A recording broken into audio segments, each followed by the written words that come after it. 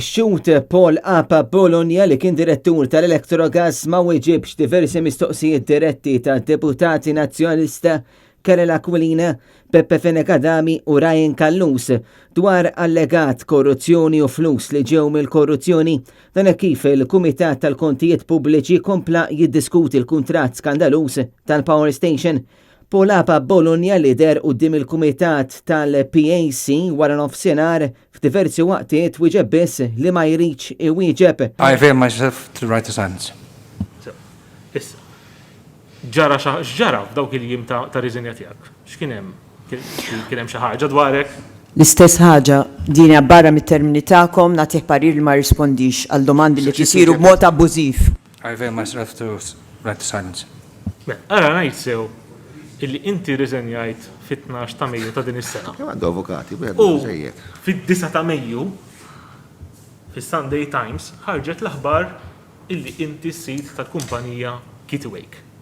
Hija waqfa fil-Emirati Arab Magħquda. I avail myself to the right to silence. Ara ngħid sew illi inti l-pożizzjoni tiegħek bħala direttur ta' daw iż-żewġ kumpaniji ġiet untenable propju minħabba li inti ħbejt illi kont is-sit tal-kumpanija Kitwake. I avail myself to the right to silence. Illum il-ġurnata, x'irwol għandek daw iż-żewġ kumpaniji? Nerġa' ngħidlu li ma jirrispondix għax daw il-domandi m'għandhom xejn x'jaqsmu ma' dak li qegħdin hawn illum. Xieġab sara pa' Bologna kjożma. I avail myself to the right to silence. Mela, ħanieħdok lura għal li konna qed nitkellmu għal ftehim illi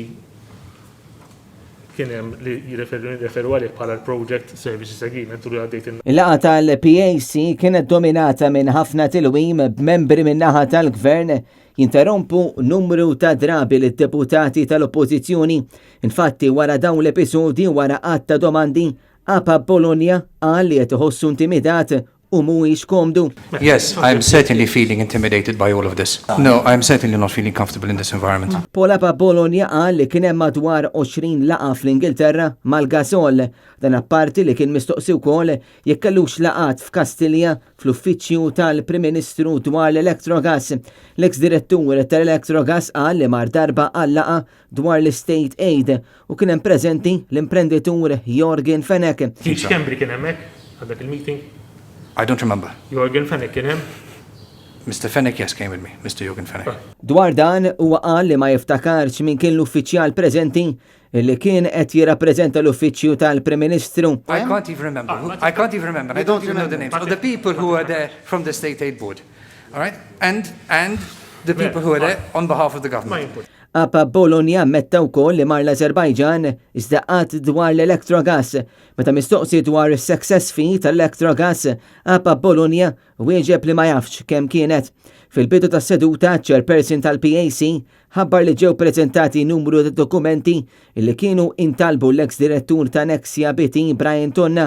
Dokumenti oħra ġew preżentati mill-avukat Giannella De Marco.